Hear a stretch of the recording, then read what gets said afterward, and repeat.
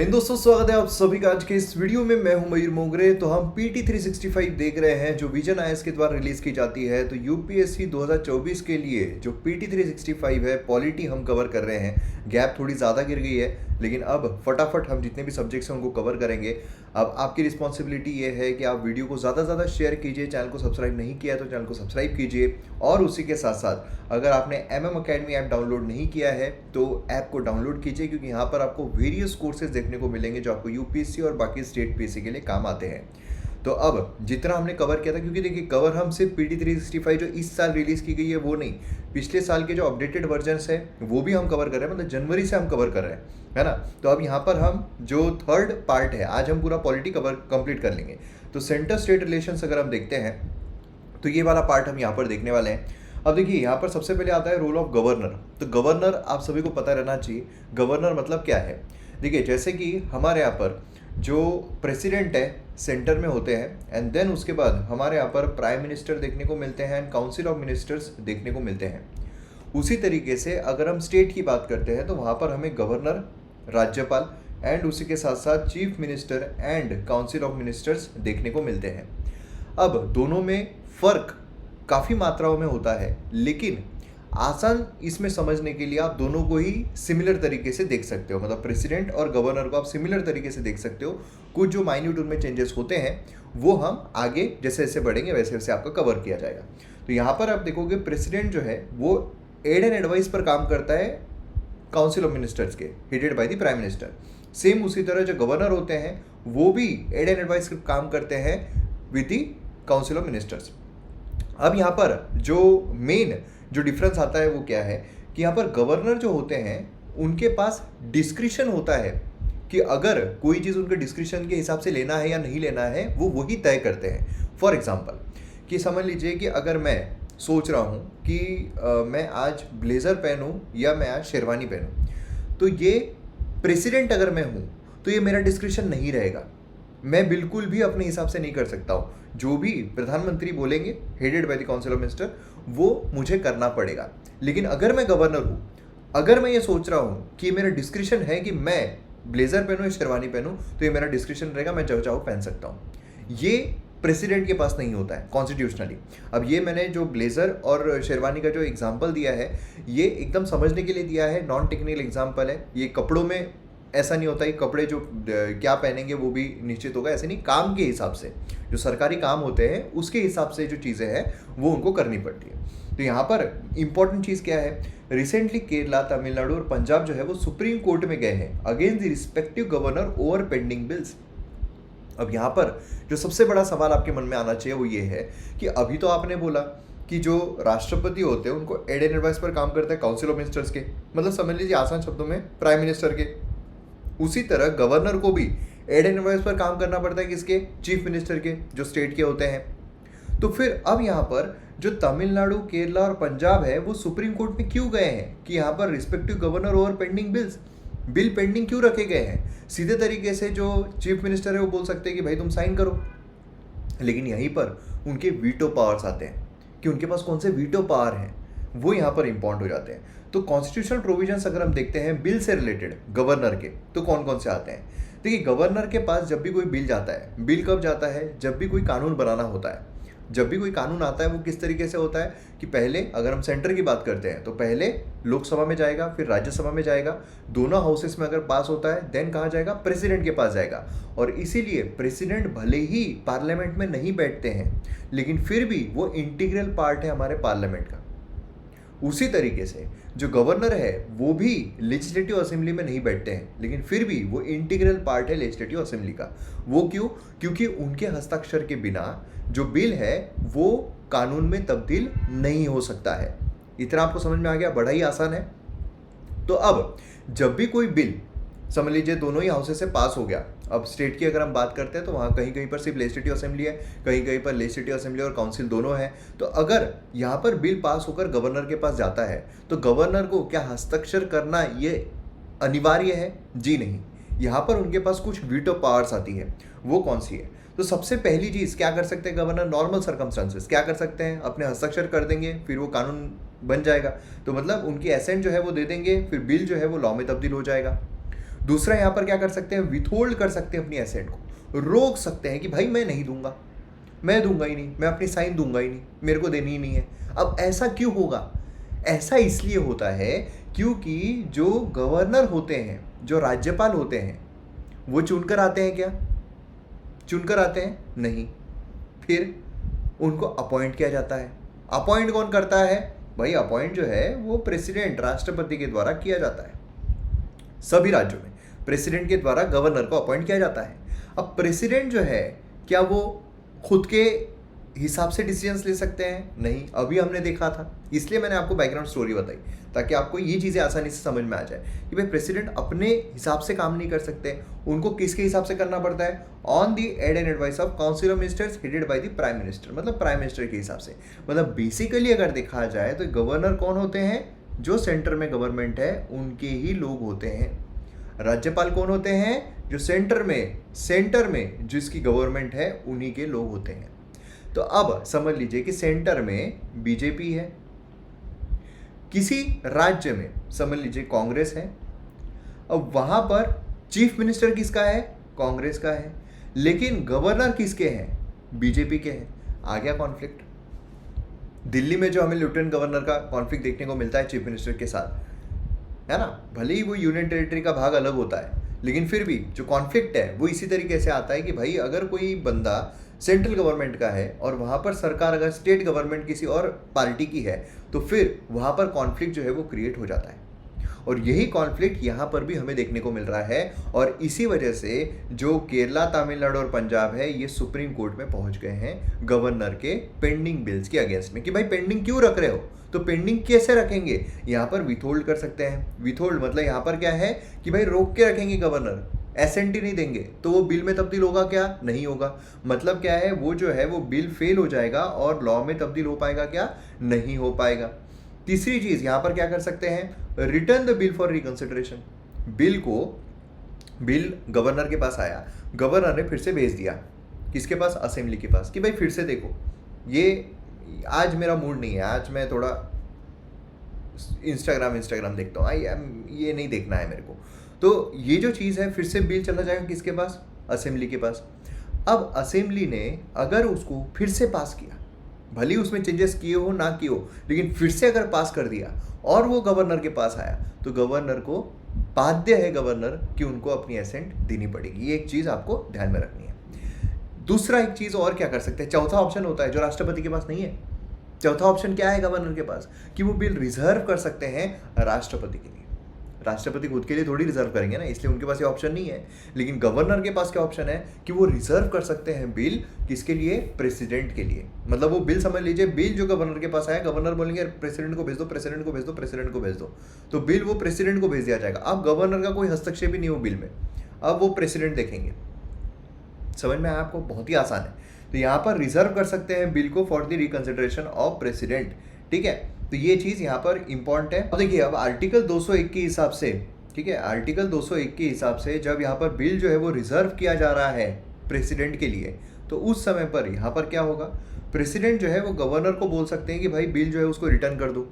अब एक बार अगर बिल रिटर्न हो गया, जैसे हमने गवर्नर के इसमें देखा था कि गवर्नर अगर रिजर्व प्रेसिडेंट के लिए नहीं करता है, गवर्नर ने बिल खुद के पास रखा और फिर उसके बाद उसने रिटर्न कर दिया, फिर बिल फिर से पास होकर गवर्नर के पास आया, तो उसको एसेंट देनी ही पड़ेगी। लेकिन अगर राष्ट्रपति के पास उसने रख दिया, राष्ट्रपति ने बिल रिटर्न किया, फिर स्टेट असेंबली ने फिर से बिल पास किया, तो प्रेसिडेंट बाध्य रहेंगे क्या उस बिल को एसेंट देने के लिए? नहीं। ये एक यहाँ पर बहुत इंपॉर्टेंट चीज़ आती है जो आपको यूपीएससी खेल सकता है।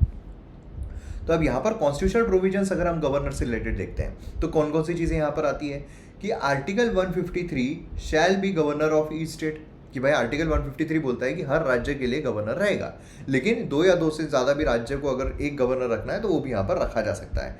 ठीक है, अब यहाँ पर आर्टिकल 154 जो executive power of state shall be vested in the governor, है ना, कि भाई जैसा प्रेसिडेंट है वैसे ही गवर्नर के पास सारी की सारी एग्जीक्यूटिव पावर्स रहेगी। 155 governor appointed by the prime minister. Removal process है क्या? नहीं भाई, रिमूवल प्रोसेस नहीं है। यहाँ पर वारंट जो है वो प्रेसिडेंट के हाथ में रहता है ना, तो ये एक चीज़ आपको यहाँ पर ध्यान में रखनी है। आर्टिकल 161 अगर हम देखते हैं तो पावर टू ग्रांट पार्डन, रिप्राई, ये सारी चीज़ें जैसे राष्ट्रपति को होती है वही सारी चीज़ें जो है वो गवर्नर को भी यहाँ पर मिल जाती है। अब देखिए, अगर आपको पार्लियामेंट, क्योंकि पार्लियामेंट जो है ना ये एक बहुत ही इंपॉर्टेंट टॉपिक है अगर आप यूपीएससी पॉइंट ऑफ व्यू से देखते हो, मतलब पॉलिटी के 2 से 3 क्वेश्चंस उस पर आते हैं, तो मतलब समझ लीजिए 4 से 6 मार्क आपके यूं ही आपको मिल जाते हैं। तो अगर आपको एमएम अकेडमी जो है वो ज्वाइन नहीं करना है, क्योंकि एमएम अकेडमी पर तो सभी कोर्सेस है, मतलब polity, ancient history, medieval history, modern history, geography, economy, governance, ethics, सारी ही टॉपिक वहाँ पर अवेलेबल है, प्रीलिम्स मेंस दोनों के लिए। लेकिन अगर आपको सिर्फ पार्लियामेंट तैयारी करनी है तो पार्लियामेंट जो है वो मैंने फ्रीली यूट्यूब पर ऑलरेडी डाला हुआ है, 6 घंटे का वो वीडियो है। 6 घंटे का वीडियो आपको 6 मार्क दे सकता है, तो वर्थ है या नहीं है? बिल्कुल है। तो इसलिए ये वीडियो आप ज़रूर देखिएगा यूट्यूब पर। अगर आप सर्च करोगे इंडियन पार्लियामेंट बाय मयूर मोगरे, आपको वहाँ पर मिल जाएगा। 6 घंटे का वीडियो है, पूरा का पूरा कंबाइन करके मैंने डाला हुआ है, वो देखिए, आपको मज़ा आ जाएगा। तो यहाँ पर ये सारी चीज़ें उसमें कवर हो जाएगी, ठीक है। देन 163 अगर हम देखते हैं तो काउंसिल ऑफ मिनिस्टर्स रहेंगे, जैसा मैंने अभी आपको सारी चीज़ें बताई है।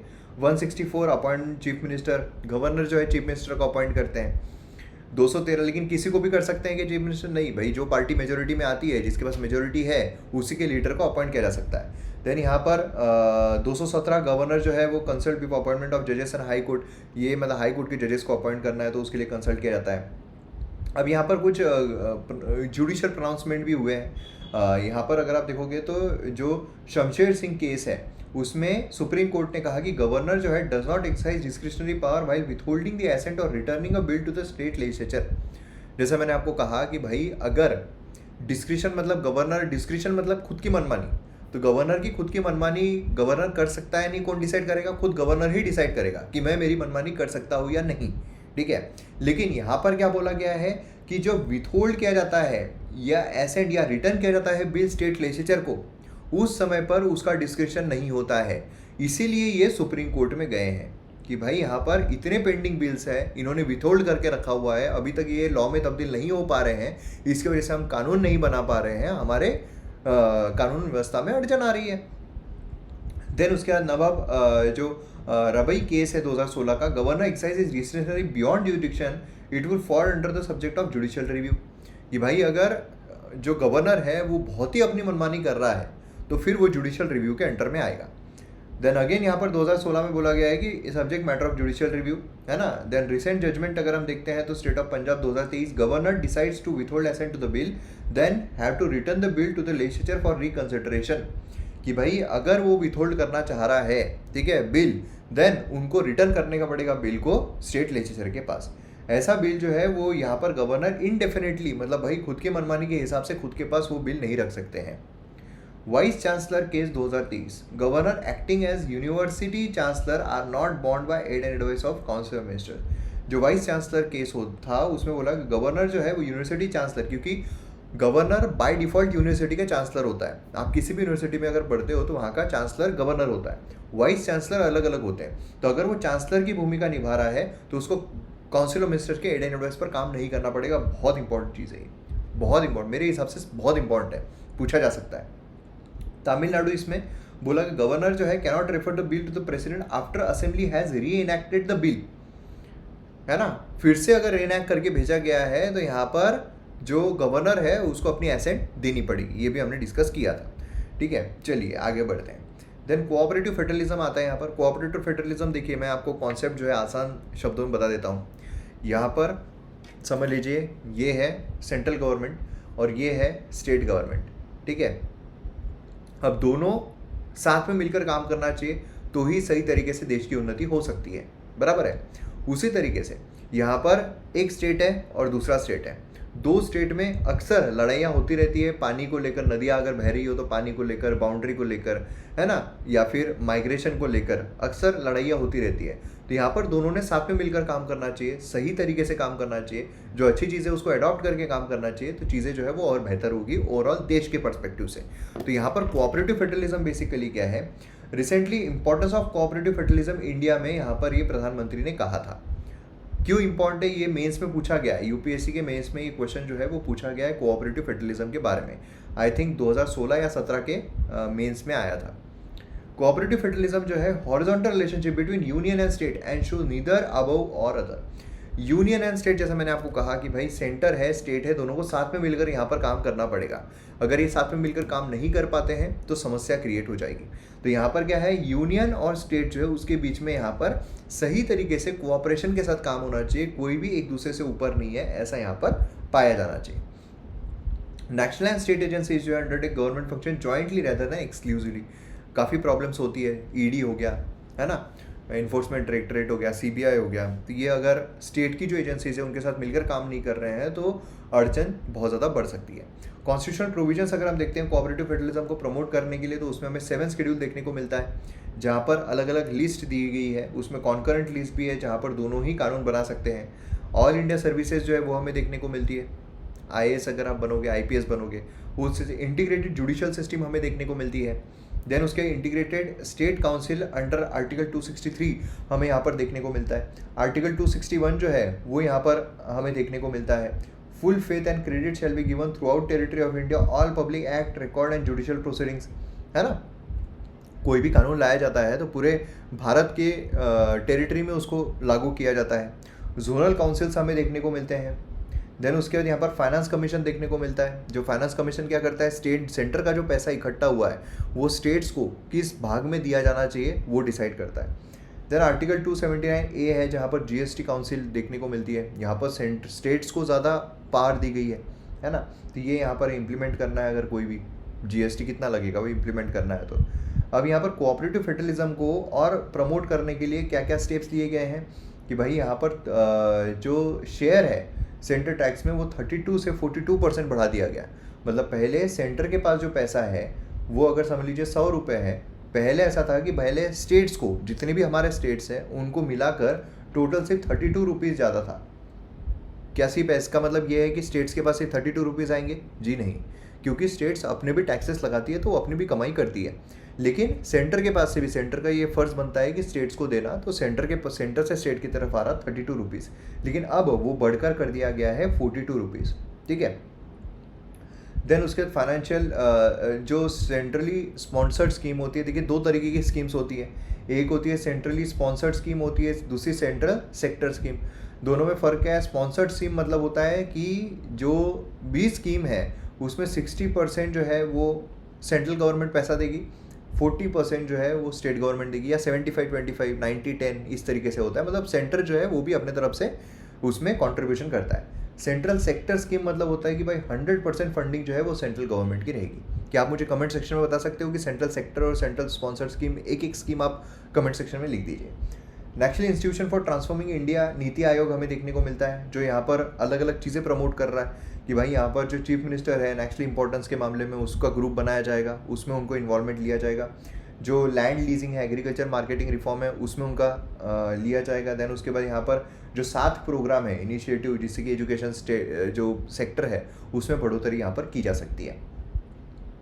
इंटर स्टेट बॉर्डर डिस्प्यूट्स अगर हम देखते हैं तो आसाम एंड अरुणाचल प्रदेश जो है मेमोरेंडम ऑफ अंडरस्टैंडिंग MOU वहाँ पर साइन किया है to end decade long interstate border dispute. जैसा मैंने आपको कहा ना कि 2 स्टेट्स के बीच में भी कॉन्फ्लिक्ट जो है वो चलता रहता है नदी को लेकर, इसलिए रिवर लिंकिंग प्रोजेक्ट्स हमें देखने को मिलते हैं। कई सारे जो राज्य है, 1-2 राज्य वो रिवर्स के मामले में झगड़ रहे हैं, कुछ राज्य बॉर्डर डिस्प्यूट्स के मामले में झगड़ रहे हैं। उसमें से एक हमें एक्टिव वाला जो है महाराष्ट्र और कर्नाटका भी देखने को मिलता है ना। तो यहाँ पर जुडिशियल रिड्रेसल देखोगे अगर आप, आर्टिकल 131 जो है वो प्रोवाइड करता है सुप्रीम कोर्ट को कि वो यहाँ पर exclusion of any other court original जुडिक्शन, ठीक है, इन एनी डिस्प्यूट्स। ओरिजिनल उसके बाद ओरिजिनल मतलब क्या होता है? एक होता है एपिलेट, कि भाई आप अपील कर रहे हो कोर्ट में और अपील करने की वजह से कोर्ट जो है आपकी ले रहा है, मतलब आपकी दलील जो है वो सुन रहा है। लेकिन ओरिजिनल मतलब क्या होता है? खुद से ही सुप्रीम कोर्ट ने ले लिया, खुद से ही। बताओ भाई मैटर क्या है? जैसे होता है ना कि भाई घर में अगर 2 भाई बहन है, ठीक है, अगर उनके बीच में झगड़ा हो गया, बहन ने हुंकार लगा दी, बहन ने बोला मम्मी देखो भाई मार रहा है, ठीक है, तो ये हो गया एपिलेट। लेकिन अगर दोनों झगड़ रहे हैं, दिख रहा है, और मम्मी पापा में से कोई आकर अगर खुद बोलने लग जाए क्यों झगड़ रहे हो भाई तुम, क्या हो गया, ये हो गया ओरिजिनल जुरिडिक्शन, ठीक है। तो सुप्रीम कोर्ट के पास होता है original jurisdiction. Government of India 1 और मोर स्टेट्स, मतलब कब होता है, कब लागू किया जाता है? एक तो भाई गवर्नमेंट ऑफ इंडिया है, ठीक है, एक तो गवर्नमेंट ऑफ इंडिया एंड 2 या 2 से ज़्यादा स्टेट्स अगर होंगे, ठीक है, ये गवर्नमेंट ऑफ इंडिया या स्टेट होंगे या फिर 2 स्टेट्स होंगे, तो इसमें यहाँ पर ये ज्यूरिडिक्शन लिया जा सकता है एज पर आर्टिकल 131। तो ये एक चीज़ आपको ध्यान में रखनी है। इंटरस्टेट काउंसिल अगर हम देखते हैं आर्टिकल 263, ये पावर देता है प्रेसिडेंट को कि वो इंटरस्टेट काउंसिल जो है उसका गठन कर सकता है। इंटरस्टेट काउंसिल आपको पता है ना, ये डिस्प्यूट अगर कोई अराइज होता है तो उसको रिजॉल्व करने के लिए किया जाता है। अगर यहाँ पर डिस्प्यूट जो है वो 2 स्टेट्स के बीच में हो रहा है ना, या एक स्टेट और बाकी और स्टेट्स के मिलाकर हो रहा है, तो ये यहाँ पर किया जा सकता है। तो जोनल काउंसिल्स हमें देखने को मिलते हैं, ये यहाँ पर स्टेट रीऑर्गेनाइजेशन एक्ट जो है 1956 का, उसके तहत हमें देखने को मिलता है कि भाई कोऑपरेशन जो है वो बना रहे स्टेट्स के बीच में। अब बॉर्डर डिस्प्यूट्स अगर आप देखोगे तो ये एक्टिव है, ये आपको जो येलो वाली इसमें दिखाई दे रही है एक्टिव है, जो ये आपको ब्लैक इसमें दिखाई दे रहे हैं डॉर्मेंट हो चुके हैं, मतलब ये दब चुके हैं अभी फिलहाल इतना उमड़ कर नहीं आ रहा है। तो यहाँ पर आप देखोगे तो भाई हिमाचल प्रदेश, लद्दाख इसमें देखने, हरियाणा, हिमाचल प्रदेश इसमें भी देखने को मिल रहा है। जैसे मैंने आपको कहा महाराष्ट्र, कर्नाटका उसमें भी देखने को मिल रहा है। ठीक है, अब यहाँ पर जोनल काउंसिल अगर आप देखोगे तो जोनल काउंसिल के चेयरमैन कौन होते हैं, ये पूछा गया है, ये भी क्वेश्चन मीन्स प्रीलिम्स में, यूपीएससी के प्रीलिम्स में पूछा गया है। तो जोनल काउंसिल चेयरपर्सन जो है union home minister. 5 zonal councils हमें देखने को मिलते हैं, northern, central, eastern, western and southern. ठीक है, तो ये जोनल काउंसिल जो है ये भी आपको यहाँ पर पता रहना जरूरी है। इस यहाँ पर आते हैं इंटरस्टेट वाटर डिस्प्यूट पर। जैसे मैंने आपको कहा कि भाई 2 स्टेट्स के बीच में जो पानी है, जो रिवर है, उसको लेकर भी प्रॉब्लम्स खड़ी होती है। तो यहाँ पर यूनियन कैबिनेट ने अप्रूव किया term reference to Krishna water dispute tribunal, है ना, under interstate river water dispute act 1956। Supreme court जो है क्रिटिसाइज किया पंजाब गवर्नमेंट को कि slow progress constructing Sutlej Yamuna link canal. तो सतलज यमुना रिंग कैनल, यहाँ पर आपको देखिए जो नदियाँ हैं ना, इसके बारे में पता रहना बहुत ज़रूरी है। और आज के टाइम पर जम्मू एंड कश्मीर जो है, वहाँ की नदियाँ काफ़ी ज़्यादा इंपॉर्टेंट रोल प्ले कर रही है। तो जम्मू एंड कश्मीर की जितनी भी नदियाँ हैं उन पर ऑलरेडी मैंने एक वीडियो यूट्यूब पर बनाया हुआ है, और वो भी मैप के थ्रू बनाया हुआ है, मतलब एनिमेशन के थ्रू। तो वो वीडियो आप ज़रूर देखिएगा, काफ़ी कम समय में आपको काफ़ी अच्छी इन्फॉर्मेशन वहाँ पर मिल जाएगी। Mechanism to deal with interstate water dispute. अब देखिए कृष्णा रिवर वाटर डिस्प्यूट है, तो ऐसा मत समझिए कि सिर्फ कृष्णा वाटर जो है उसके बारे में यहाँ पर बात की जा रही है, लेकिन फिर भी कृष्णा रिवर जैसे आपको क्या है ना, आपको झट से आना चाहिए। जैसा फॉर एग्जांपल अगर मैं यहाँ पर बोल दूँ आपको कि भाई कृष्णा रिवर जो उसके बारे में आप इन्फॉर्मेशन दे दो, तो झट से आपके दिमाग में आना चाहिए कृष्णा रिवर जो है वो कहाँ से निकलती है। तो भाई महाराष्ट्र जो है वहाँ से निकलती है, महाराष्ट्र में से भी कहाँ से निकलती है, महाबलेश्वर से निकलती है। कौन से स्टेट से बहती है, महाराष्ट्र निकलती है, देन कर्नाटका गुजरती है, देन उसके बाद तेलंगाना आती है, देन उसके बाद आंध्र प्रदेश आती है, देन बे ऑफ बंगाल में गुजर जाती है ना। इतने स्टेट से वो बहकर जाती है ना। उसकी जो ट्रिब्यूटरीज है, सबसे प्रमुख ट्रिब्यूटरी अगर हम देखते हैं तो 2 सबसे प्रोमिनेंट ट्रिब्यूटरीज उसमें आती है, एक तुंगभद्रा आती है, एक भीमा आती है। भीमा मतलब इसके कृष्णा रिवर के ऊपर हमें देखने को मिलती है, तुंगभद्रा मतलब नीचे देखने को मिलती है। ठीक है, तो ये जो है ये कब आता है, जब आप मैप के थ्रू सारी नदियों को पढ़ते हो, है ना। तो इसीलिए मैं आपको बोल रहा हूँ कि मैप के थ्रू तो मैं लेकर आने ही वाला हूँ। जो आपको जो इंडस रिवर सिस्टम है वो जो मैंने बनाई हुई है वो ज़रूर देखिए आप, उससे आपको बहुत फ़ायदा मिलेगा। और बाकी मैं शॉर्ट वीडियोज़ बनाते रहता हूँ, तो शॉर्ट वीडियो आपको इंस्टाग्राम पर भी मिल जाएगा। आपको MM अकेडमी जो है उस पर फॉलो करना है, MM अकेडमी, उस पर आपको नदियों के बारे में पता चल जाएगा। देन उसके साथ साथ आपको जो यूट्यूब शॉर्ट्स है उस पर भी आपको नदियों के बारे में मिल जाएगा। तो यहाँ पर अंडर 7 शेड्यूल ऑफ कॉन्स्टिट्यूशन अगर हम देखते हैं तो स्टेट एंट्री 17 इसमें आता है वाटर, पानी जो है वो काय में आता है, स्टेट लिस्ट में आता है। ठीक है, तो ये राज्य सरकारों का काम है। तो ये हमें देखने को मिलता है, इरिगेशन कैनल सारी की सारी स्टेट गवर्नमेंट की इसमें आती है। एंड यहाँ पर अगर आप देखोगे तो इंटरस्टेट वाटर डिस्प्यूट जो है 1956, उसमें स्टेट गवर्नमेंट रिक्वेस्ट कर सकती है सेंट्रल गवर्नमेंट को कि भाई हमारे बस की बात नहीं है, तुम हमसे ना हो पाएगा, तुम हमारी चीज़ें यहाँ पर सॉल्व कर दो। तो यहाँ पर सेंट्रल गवर्नमेंट जो है वो भी हस्तक्षेप करके उसको सॉल्व कर सकती है। रिवर बोर्ड एक्ट 1956 हमें देखने को मिलता है, river board by central government establish करती है यहाँ पर। एंड आर्टिकल 262 जो है यहाँ पर सुप्रीम कोर्ट फ्रॉम एडजुडिकेटिंग उसको भाई खारिज कर सकता है कि मैं सुप्रीम कोर्ट आप यहाँ पर इंटरफेयर मत करो, हम यहाँ पर देख लेंगे। ठीक है, लेकिन यहाँ पर आर्टिकल 136 जो है वो एम्पावर करता है सुप्रीम कोर्ट की अपील अगेंस्ट ट्रिब्यूनल्स ऑर्डर। ठीक है, ट्रिब्यूनल अगर कोई ऑर्डर देते हैं तो उसके अगेंस्ट में जा सकते हैं। तो यहाँ पर अगर आप देखोगे तो ट्रिब्यूनल जो सेटअप किए गए हैं उसमें हमें देखने को मिलता है यहाँ पर अलग अलग ट्रिब्यूनल्स, ये आप देखिए, है ना। तो ये चीज़ें आपको यहाँ पर ध्यान में रखनी है। कृष्णा वाटर डिस्प्यूट ट्रिब्यूनल जो है काय के लिए, कर्नाटका, आंध्र प्रदेश एंड महाराष्ट्र, इनके लिए स्टैब्लिश की गई है। कावेरी वाटर डिस्प्यूट ट्रिब्यूनल जो है वो यहाँ पर केरला, कर्नाटका, तमिलनाडु, पुदुचेरी, इनके लिए की गई है। आप कावेरी रिवर के बारे में आपको पता रहना चाहिए। कृष्णा रिवर जैसा मैंने आपको बोला कृष्णा रिवर के बारे में पता है, भीमा रिवर जो मैंने आपको बोला था ऊपर बहती है, गोदावरी रिवर काफ़ी इंपॉर्टेंट है, ये तो सारे इंपॉर्टेंट है ही। गंगा रिवर जो है ये भी यहाँ पर इंपॉर्टेंट है ना। महानदी रिवर जो है ये यहाँ पर इंपॉर्टेंट हो जाती है। तो ये रिवर्स यहाँ पर काफ़ी इंपॉर्टेंट रोल प्ले करते हैं। इन रिवर्स के बारे में आपको क्रोनोलॉजी पता रहना चाहिए ऊपर से नीचे, एंड देन उसी के साथ साथ आपको ये पता रहना चाहिए कहाँ से निकलती है, कहाँ पर बहती है, कौन कौन से स्टेट से बहती है। तो ये चीज़ें यहाँ पर इंपॉर्टेंट हो जाती है। देन नेशनल वाटर पॉलिसी 2012 अगर हम देखते हैं तो address issue water scarcity, inequality and distribution, है ना। यूनियन लिस्ट एंट्री 56 अगर हम देखते हैं तो इसमें है regulation development of interstate river and river valleys, and यहाँ पर जो अलग अलग रूल्स है वो भी हमको देखने को मिल रहे हैं। तो आपको सकता है भाई हिल्स हिल की रूल जो है 1966 का किस चीज़ के लिए, ऐसे क्वेश्चंस आपको एग्जाम में पूछे जा सकते हैं। तो ये आपको पता रहना चाहिए, ठीक है। ये कैनल है, ठीक है, कैनल जो है प्लांट किया गया 1966 में, टू कैनल है sharing water of Ravi and Beas river. तो ये कैनल के बारे में भी आपको आ सकता है। कृष्णा वाटर डिस्प्यूट, जैसा मैंने आपको बोला कि भाई कृष्णा वाटर डिस्प्यूट ट्रिब्यूनल जो है वो बनाई गई थी, है ना। तो कृष्णा रिवर जो है कहाँ कहाँ से बहती है, सारी चीज़ें आपको यहाँ पर पता रहना चाहिए। तो यहाँ पर हमारा थर्ड पार्ट जो है वो खत्म होता है। अब यहाँ पर हम आते हैं फोर्थ पार्ट पर जो है कि है जुडिशरी, ठीक है। जुडिशरी, अब जुडिशरी आज के टाइम पर अगर देखा जाए तो काफ़ी क्रिटिसाइज़ किया जा रहा है जुडिशरी को, है ना। काफ़ी क्रिटिसिज्म जुडिशरी को सहना पड़ रहा है। वो अलग अलग अपने निर्णय जो है उसके हिसाब से, और जो लॉबीज़ बनी हुई है अलग अलग लॉबीज़, वो अपने अपने हिसाब से जुडिशरी ने उनके हित में अगर फैसला सुनाई तो वो खुश हो जाते हैं, जुडिशरी ने उनके हित में फैसला नहीं सुनाई तो वो नाखुश हो जाते हैं। तो ये चीज़ें देखने को मिल रही है। जुडिशरी में काफ़ी खामियां एट प्रेजेंट चल रही है, जिसको एड्रेस करना ये भी बहुत ज़्यादा ज़रूरी है। सुप्रीम कोर्ट जब यहाँ पर कंटेम्प्ट केस सुन रहा था against inordinate delay by the centre in जजेस अपॉइंटमेंट, तो यहाँ पर अपॉइंटमेंट अगर हम देखते हैं हायर जुडिशरी में अपॉइंटमेंट, क्योंकि देखिए अपॉइंटमेंट जो है ना इतनी कम हो रही है, इतनी वैकेंसीज है, जिसकी वजह से केसेस पे केसेस बढ़ रहे हैं, तारीख पे तारीख बढ़ रही है, और सही तरीके से निर्णय जो है वो नहीं दे पा रही है जो कोर्ट्स होती है वो। जजेस जो है वो अपॉइंट कैसे किए जाते हैं, कोलिजम के थ्रू किए जाते हैं, ठीक है, कोलिजम होता है उसके थ्रू किए जाते हैं। अब ये इवॉल्व हुआ है, जजमेंट ऑफ सुप्रीम कोर्ट्स अलग अलग तरीकों से ये कोलिजम सिस्टम जो है वो इवॉल्व हुई है। फर्स्ट जज केस, सेकेंड जज केस, थर्ड जज केस, याद है। तो उस हिसाब से यहाँ पर ये इवॉल्व हुई है। सुप्रीम कोर्ट कोलिजम में chief justice of India and 4 other senior most जजेस जो है वो हमें देखने को मिलते हैं। जब भी सुप्रीम कोर्ट का कोई जज अपॉइंट किया जाता है तो उसके लिए हमें chief justice of India and 4 senior most जजेस जो है वो देखने को मिलते हैं, और ये कोलिजम होता है, और इनके हिसाब से, इनके मत के हिसाब से जो सिलेक्शन प्रोसेस है वो हमें देखने को मिलती है। Role of government appointment of जजेस, गवर्नमेंट का क्या होता है यहाँ पर, गवर्नमेंट जो है वो इंक्वायरी कंडक्ट कर सकती है, ठीक है। गवर्नमेंट जो है वो ऑब्जेक्शन रेज कर सकती है, क्लैरिफिकेशन मांग सकती है, जो भी कोलिजम वहाँ पर बनाया गया है। लेकिन कोलिजम जो है वो यहाँ पर गवर्नमेंट इज़ बाउंड, अगर कोलिजम ने कोई नाम दिया है तो गवर्नमेंट बाउंड है कि भाई वही नाम जो है वो एड्रेस किए जाएंगे और वही नाम यहाँ पर सिलेक्ट किए जाएंगे।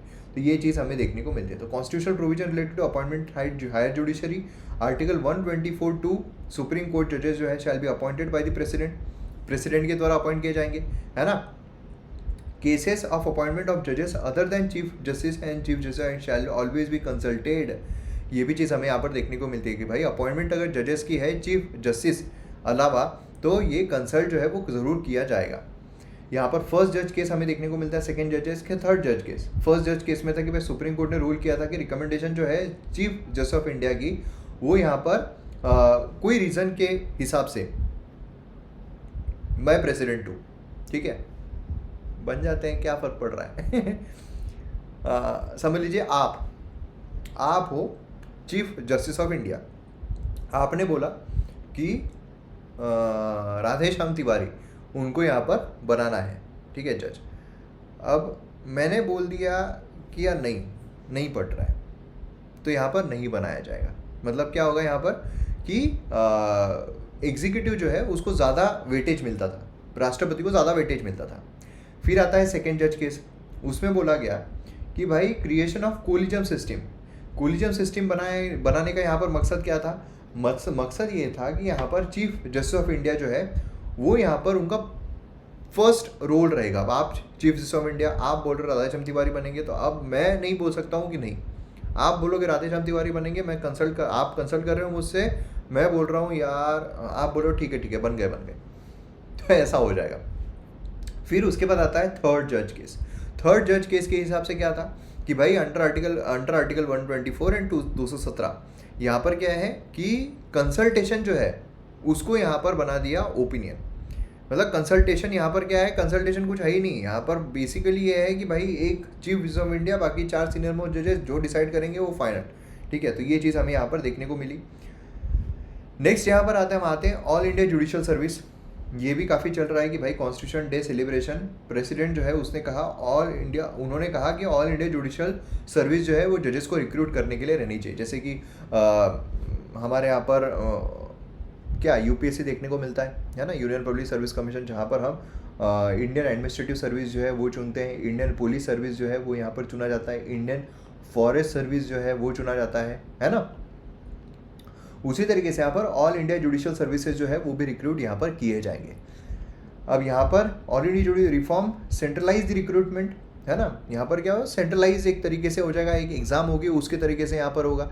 नहीं तो आज के टाइम पर अगर हम देखते हैं तो उसमें भी नेपोटिज्म काफ़ी ज़्यादा देखने को मिल रहा है। अगर आप एक्चुअल में देखोगे तो नेपोटिज्म अच्छा खासा भरा हुआ है, क्योंकि कंडीशंस क्या होती है, कंडीशन एक ये भी है कि आपने कुछ साल, ठीक है, फॉर सम ईयर्स अगर आप एडवोकेट भी हो, फिर भी आप हाई कोर्ट के जज, देन उसके बाद आपने हाई कोर्ट में वर्क बिता दिया, सुप्रीम कोर्ट, मतलब एग्जाम जो है वो प्रॉपर एग्जाम नहीं देनी पड़ती है जज बनने के लिए, समझ रहे हो ना आप। प्रॉपर जज जो है वो बनने के लिए अगर हाई कोर्ट का जज आप एडवोकेट हो फिर भी आप इलिजिबल हो जाते हो। ये एक चीज़ यहाँ पर काफ़ी प्रॉब्लमेटिक हो जाती है, जिससे नेपोटिज्म काफ़ी इंक्रीज हो रहा है। इसलिए अगर आप देखोगे तो काफ़ी जो रिलेटिव्स है वो जजेस देखने को मिल रहे हैं, है ना। तो ये एक चीज़ यहाँ पर काफ़ी इंपॉर्टेंट हो जाती है। जेनेसिस ऑफ ये अगर हम देखते हैं तो 14th लॉ कमीशन इसने ये भेजा था, एंड यहाँ पर क्या बोला गया है कि भाई अगर इससे हम करते हैं, एग्जाम के थ्रू करते हैं, तो और सही तरीके से यहाँ पर निर्णय जो है वो लिया जा सकता है जजेस को लेकर। तो ये एक चीज़ हमें देखने को मिलती है। लीगल एड, यहाँ पर रिसेंटली पार्लियामेंट्री स्टैंडिंग कमेटी जो है personal public grievances law and justice ने प्रेजेंट की report on review of the working legal aid and legal service authority act 1987। अब इसमें क्या है कि यहाँ पर free legal service to the poor and needy people, कि भाई लीगल एड मतलब क्या है कि समझ लीजिए कि अगर कोई व्यक्ति है वो बहुत गरीब है लेकिन उसके साथ अत्याचार हो रहा है, तो क्या उसको न्याय मिलने का अधिकार है या नहीं है? बिल्कुल है, न्याय मिलने का अधिकार है। अब कोई अमीर है, वो अगर समझ लीजिए कोई ज़बरदस्त एकदम खतरनाक वाली गाड़ी चला रहा है, अब वो गाड़ी चलाते हुए फास्ट स्पीड पे उसने किसी को ठोक दिया, और ठोकने वाले जो है वो गरीब है, ये हम अमीर है, तो जस्टिस सेम रहना चाहिए, जस्टिस बायस रहना चाहिए, जस्टिस सेम रहना चाहिए। अब मोस्टली ऐसा होता है कि जो जुडिशरी में जाते हैं तो इतनी महंगी पूरी प्रोसेस हो जाती है कि जो गरीब है वो पहली जुडिशरी से बाहर आ जाता है कि छोड़ो यार, मेरे को लड़ना ही नहीं है, ऐसा प्रॉब्लम होता है। अभी आप देखोगे तो बिहार है, ठीक है, बिहार में दारूबंदी है। अब दारूबंदी का सबसे बड़ा नुकसान किसको हो रहा है?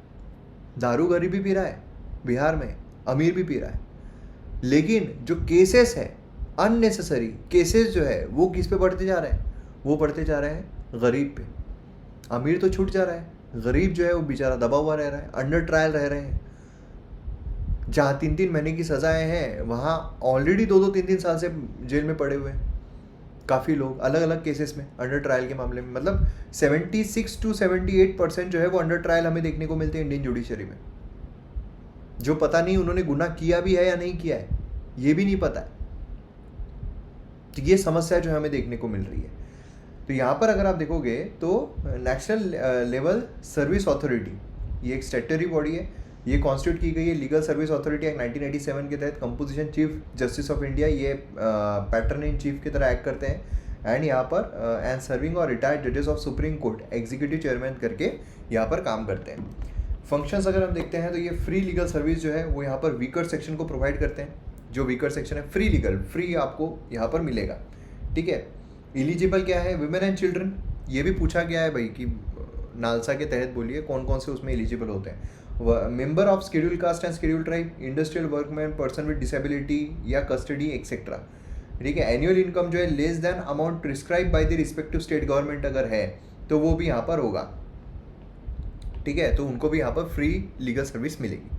तो एक चीज़ यहाँ पर इंपॉर्टेंट है। Then paralegal volunteers, trained person जो है जो असिस्ट करते हैं, Lok Adalat providing free legal aid to needy people, supreme court legal service committee जो है वो कॉन्स्टिट्यूट की गई है यहाँ पर, है ना।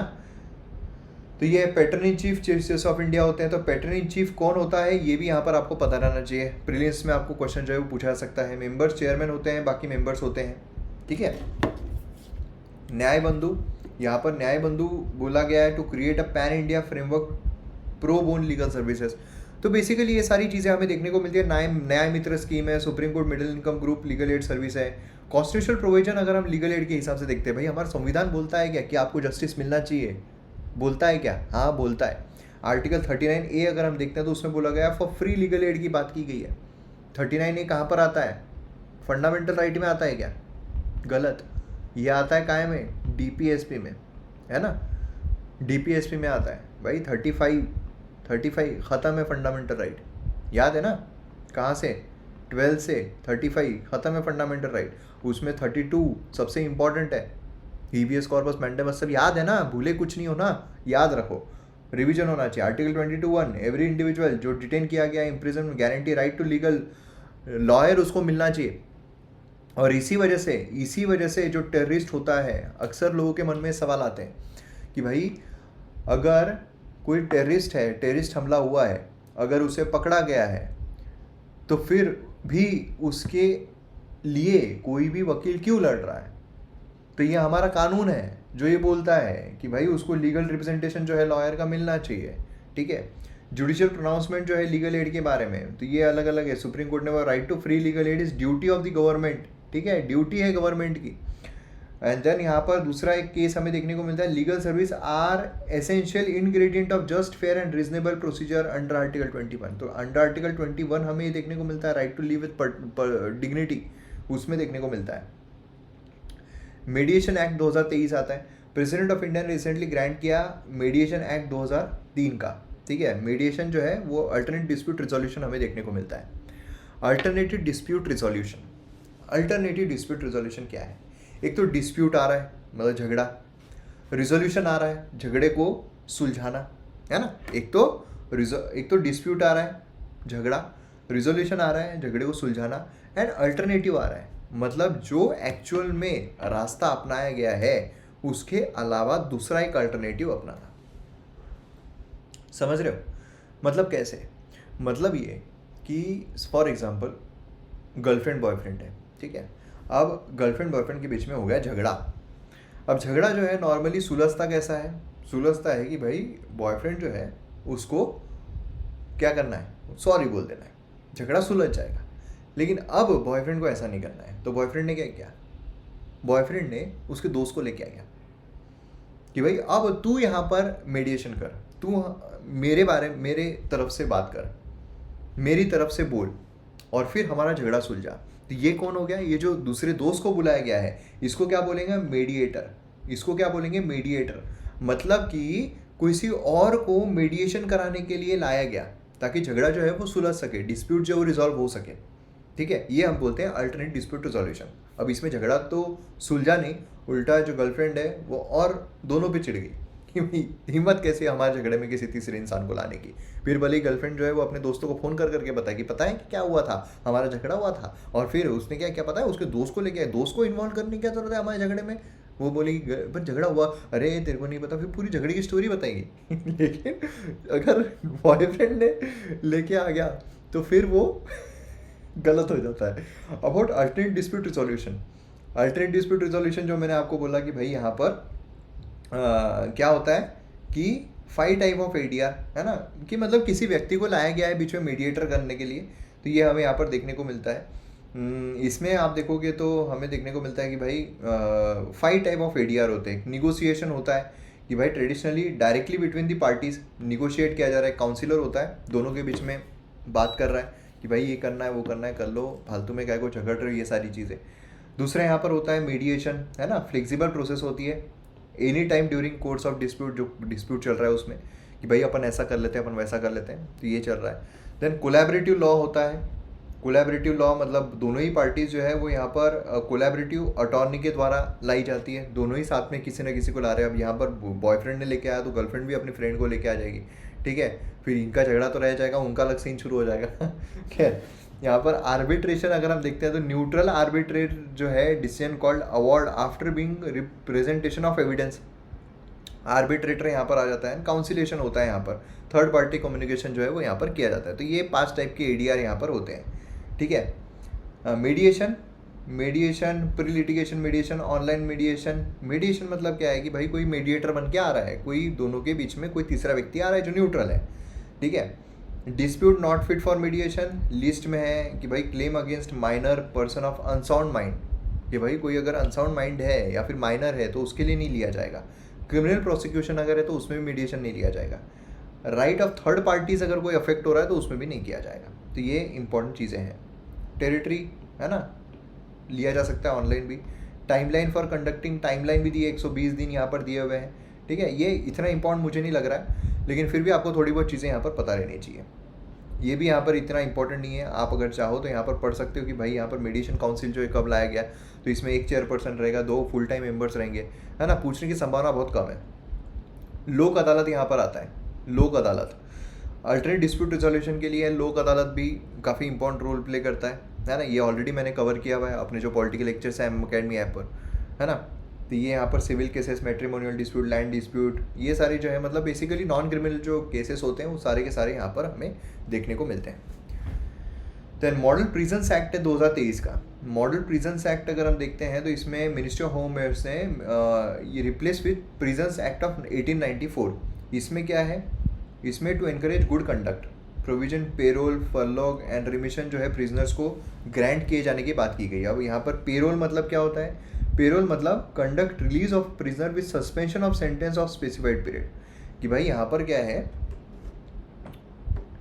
पेरोल पे उसको भेज दिया गया, ठीक है। कि मतलब समझ लीजिए कि प्रिजनर्स है, ठीक है, तो कंडीशनल एक रिलीज होती है कि भाई तुमको हम छोड़ रहे हैं, ठीक है, स्पेसिफाइड टाइम पीरियड के लिए, 1-2 महीने के लिए हम आपकी जो ये सस्पेंड कर रहे हैं सज़ा को, आप जाके घूम के आओ, बढ़िया एंजॉय करके आओ। एंजॉय के लिए नहीं होता है, कुछ अगर चीज़ें रहती है इंपॉर्टेंट उसके लिए दिया जाता है। दूसरा यहाँ पर हमें देखने को मिलता है फरलॉग, ये दिया जाता है लॉन्ग टर्म इम्प्रिजनमेंट में, ठीक है। पीरियड जो है ग्रांट किया जाता है प्रिजनर्स को to prisoner instituted remission of his sentence, reduction, उसकी सेंटेंस को रिड्यूस किया गया है तो उसको बोलते हैं फरलॉग, ठीक है। समझ लीजिए 20 साल के लिए 50 साल के लिए सज़ा दे दी गई, 10 साल हो गए, जाओ यार भैया जाओ घर पे जाओ।